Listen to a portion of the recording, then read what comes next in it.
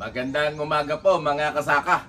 Nandito na naman po ang inyong magsasakang siyentista at magpapakita na naman tayo ng ating gagawin gagawa ng mga organic feeds para sa ating mga alagang mga hayop. Importante po mga kasaka, meron po tayong gamit, ano?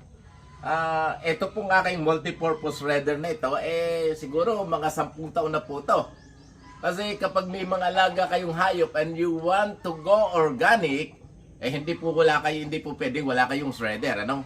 Kasi mapipilitan tayo na magmano-mano sa pagtatadtad ng mga pagkain na ipe-ferment natin. So, ito po, paandarin ko na.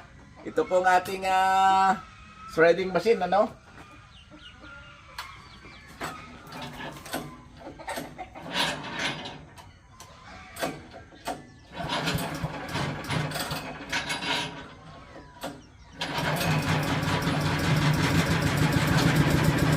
Pinandar natin at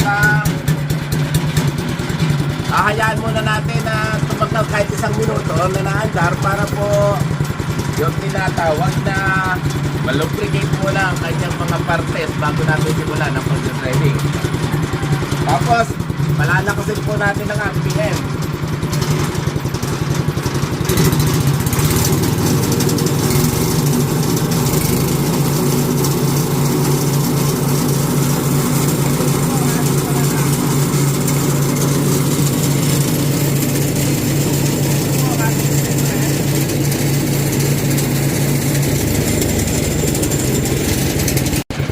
Ang ating isi-shred at pagkatapos po nun, ipe-ferment po natin siya para gawin pakain ang ating mga alagang native pig at saka inihahalo din natin sa pakain ng tupa. Ito na po. Ating pong palalakasin ng RPM ng ating motor.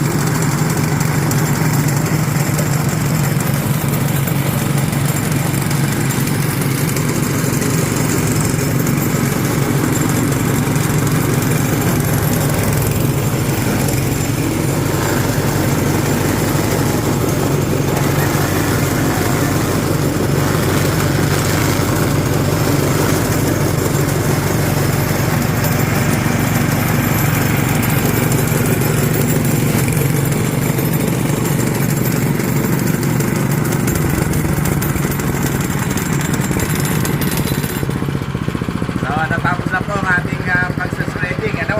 Papatay na po natin ang motor. At sasaydin natin ang laman ng ating shredding machine, ano?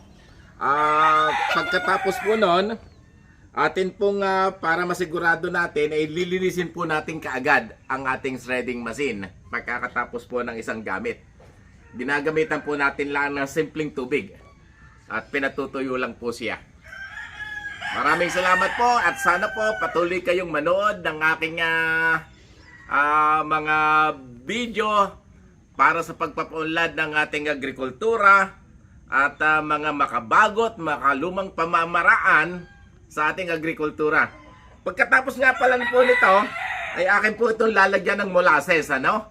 At hahayaan ko siyang ma-ferment ng hanggang 7 araw bago ipakain sa ating sa mga alaga, no? So ganito po, pag nagkakaroon po tayo ng bakanting oras, nangunguha po tayo ng sakwa sa paligid po ng farm na atin din pong tanim at atin po siyang pine-ferment bago ibigay sa ating mga alaga.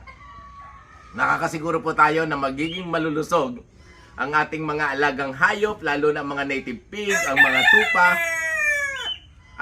para patuloy silang magbigay sa atin ng kabuhayan. Maraming salamat po.